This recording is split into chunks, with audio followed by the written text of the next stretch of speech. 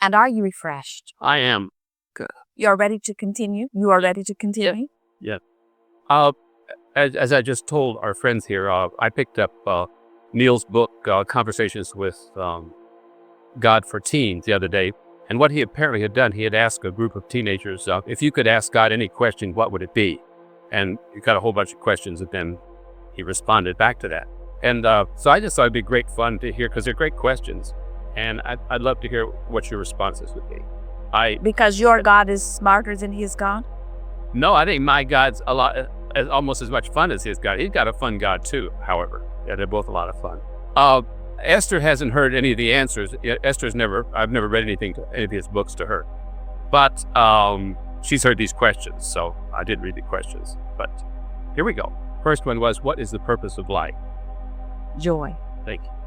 The next one, why did... Expansion is inevitable, and so many people think that expansion is the purpose, because expansion is the result of a joyous reaching. But joy is what it is all about. Thanks for expanding that. The next one, why is there so much killing and suffering, and can anything be done about it? And can a teenager do anything about it, considering the fact that adults seem to hold all of the power? Well, the reason that there is so much killing is because humans keep believing that the way to their perfect life is by ridding themselves of things that contradict their life.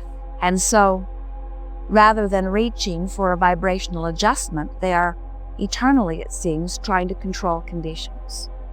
So when you look at something wanted and say yes to it, you include it in your experience. When you look at something not wanted and shout no at it, you include it in your experience. So the more they focus upon what they do not want, the more they include it in their experience, and the worse their experience becomes. And so their drastic means of getting rid of these things that they believe, it is well-meaning. They're just wanting to rid themselves of unwanted things so that they can live joyful. So the motive is joyful. They are just going about it in a way that will not work. Can anybody do anything about it? Everyone can do something about it and affect their individual experience, but no one has the power to affect all other experiences. So whether you are a teenager or any ager, by adjusting your vibration, you can control what happens to you. But we would not encourage anyone, not even that which you call God, to try to control the experiences of all. It is an individual effort. The next one, you probably covered that already just now. Why does the world seem so full of hate? It only seems that way to one who has activated that in their vibration, and then that's all they see. It is a small part of what the world is. It's true, isn't it?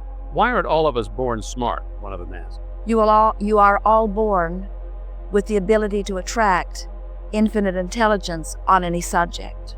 You've never been a storage cabinet that is collecting smartness. You are a radio transmitter receiver that aligns with it. If you get convinced early on that you are not smart, and you keep that vibration activated, then you can never feel intelligent. But all have the ability to attract whatever they need whenever they need it. All are equal in that sense. That kind of answers the next question too then. One of them asked, it said that so many people are short of food and housing. Why doesn't everyone use their natural ability to be happy and to get the things they want out of life? Everyone can have whatever they want, but if you get fixated on shortage will be your experience. Just as you get fixated on abundance will be your experience. It all has to do with your vibrational inclination. Oh, that probably answers this one too. That vibrational inclination, by the way, is taught. In other words, you are naturally abundant, but shortage is taught. You learn that in your physical format, not from your non-physical perspective. Shortage is a human learned behavior. Oh, thank you. How can a teenager deal with the pressure from parents and from school and from friends? In other words, he said, if I do what I want to do, my friends get angry, but if I follow them, then I'm not happy with and being true with myself. So should I be doing only what I feel like doing? That is certainly the answer that we would offer, but there is one piece of it that we think you might be leaving out. Okay. Don't talk to everyone about what you are doing or what you are not doing. In other words, you say, my friends will be angry, but your friends will not notice so much what you are doing if you are not always making an announcement about what you are doing. Do what you please and keep it to yourself, and you'll be amazed at what you can get away with without upsetting others. Thank you. This one asks, is my life controlled by fate, or is my destiny planned out for? Neither. No. Your life is controlled by your vibration, and you can offer a vibration deliberately. The reason that it often feels like it is controlled by fate is because you're offering vibrations that you are unaware of. You learn your vibration from others. You are not aware of what you are doing. You're not paying attention to the way you feel. Your emotions are not teaching you where you are. And so in your not being aware of what you are doing vibrationally, then what unfolds seems like a mystery. It isn't. Why do I have parents who treat me so badly? In other words, if this came, Talking do about- I pick my own parents? Yes, you pick your own parents, and the way they treat you is because of the vibration that you've activated within them. It usually started because they were well-meaning. They're responding to their life. You offer a vibration. They respond to the vibration that you offer. They offer a vibration. You respond to the vibration they offer. And it sort of gets started in that way. You can change the way anyone treats you at any time by adjusting your vibration. Which probably answers this next question. What power do I have to create what I want, and how can I use it? By identifying what you want and practicing the feeling place of that more than the feeling place of what you've got instead. And when the feeling place of what you desire is dominant, it will be the way life unfolds. You have to change the way you feel. In other words, you have to have a virtual experience first. You have to be able to identify it before it happens, and then pretend it so that it's a dominant part of your vibration, and then you will live it. Okay, that probably answers this next question too. That's our game we're playing.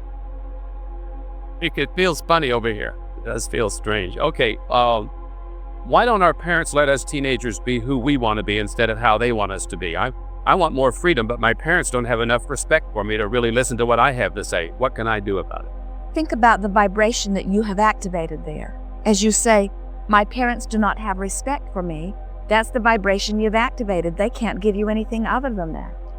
So then you say, but the reason that's the vibration I've activated is because that's the way they've treated me. We say, doesn't matter who got there first. As long as you are convinced that your parents have no respect for you, they will treat you with no respect.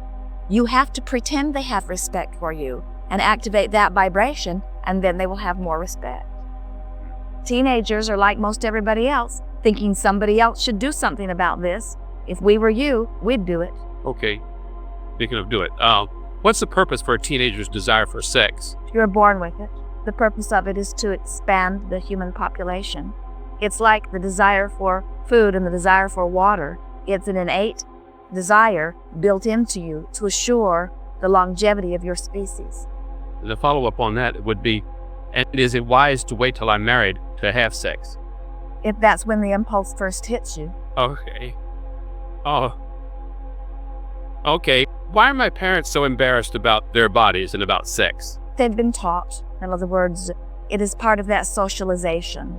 It's part of the trying to control yourself from the outside in. We do not believe that they are as embarrassed as you think they are. Okay, I'm not going to go on with that. Okay,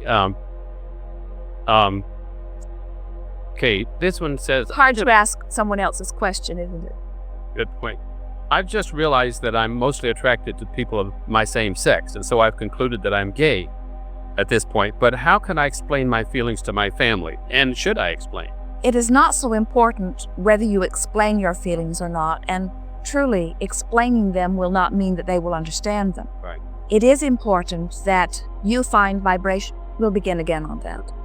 It is You could turn that the phone off. It is not so important that you explain it to another, and even if you do, it is not necessarily that they will understand what you've explained. But it is important that you find a feeling place where you are not upset about it. In other words, the explanation so often comes from a place of defensiveness, and your defensiveness only attracts more of what you need to defend against. So once you are in alignment, once you are all right with who you are, once you are in love with you, again, then usually others will find it easier to align with your love for you. But if they have helped you to condemn yourself, so you are really feeling condemned, so all of your explanation comes from a place of defensiveness, then that's the basic the basis of your experience with the other. In other words, you have to find your place first and really feel all right about it first before you can ever begin to explain it to another and evoke from them a response that will please you. So often, the responses that you get from others about anything just reflect back to you the way you feel. Wow. And the last one, I guess, in that area is someone says, well, shouldn't my having sex be nobody else's business? Yes, but you tend to make it everybody else's business by needing them to approve. If you don't ask them their opinion, they're not as likely to give it to you. In other words, if you're all right with where you are and not seeking approval. You see, this is the thing that goes most wrong with this gay movement, so to speak, is that it is known by you that most do disapprove of you. And then from your defensive place, you set out to make them approve. If you would set out to make their opinion a non-issue, everything would go smoother for you. Why does it matter what they think? We've been taught that it mattered. I don't want to go off on a... Well, that is because it's coming from your wanting to guide yourself from the outside rather than from the inside. It seems that in your very conservative environment, all discussion about sex, as you have already said about parents, is an uncomfortable subject. And we think it is because it is perhaps the primary example of where socialization tries to guide rather than natural impulse. And the closer you get back to your natural impulse, the better off you will all be. But as you flaunt your natural impulse in a society that decided that socialization means we were savages once, and in our socialization we have come away from our savagery, then they will assume that you are returning to savagery rather than to naturalness, you see. And so it all comes back around to the same idea that don't ask them to understand what you were about. Just be about what you were about, but don't ask them to understand what you are all about. And if you will stop needing their approval, then you will stop activating them with your vibration, and it will be a non-issue for you. How could a merciful God condemn for eternity, they put in quotes, those whose ideas are different? Couldn't God have created us all to believe in and obey God's one and only religion? Well, we cannot begin to tell you the number of false premises that are within that question. I was afraid of it. Shall we jump that one? Or you want to comment further? Yeah. Man has come upon a variety of opinions of what he thinks God is, all of which are inaccurate. And so the most flawed thing with that question is the idea that man should come to one religion or to one opinion or to one conclusion. That, above all other things, flies in the face of the diversity that is necessary for the expansion of these universes. If you were all thinking the same, there would be no expansion. And so we would say that that which you are calling God would never be excited about limiting thought, because that would lead toward endedness, and that will never be. So the idea that there are many different perspectives from which to approach life is a very healthy idea. What is troubling is that the never-ending struggle over whose idea is the best idea. Right. That's like saying there should only be one food to eat. What is the harm in the variety? Well, that would lead into the next question. In other words, someone had asked, why doesn't everyone believe in one God? In other words, how do we get off to so many different gods? Because man has created God in his own image, and there are many different images. We're all different. Okay, this one. Why, in spite of the "thou shalt not kill" commandment, do so many people kill over who has the right religion? Because most who say, "thou shalt not do anything," mean everyone but them. So that's true. I guess that's it, huh? Do you see cruelty and killing as wrong, like other than in self-defense? We don't see it as wrong, but every time we've seen it, it has come from one who was very disconnected from who they really are. Those killers are asking for soothing that they almost never get, which makes them kill more. Think about those who kill in your society. Who are they? They're always disconnected, whether they are your president, who usually does not do his own killing, but orders it, or they are those who feel they are without choice, or they are those who are doing it in the name of righteousness. That is the biggest group. Or they are those backed into a corner where they believe that they are fighting for their own preservation. Self-defense kind. But without exception, it is all from a vulnerable place of disconnection.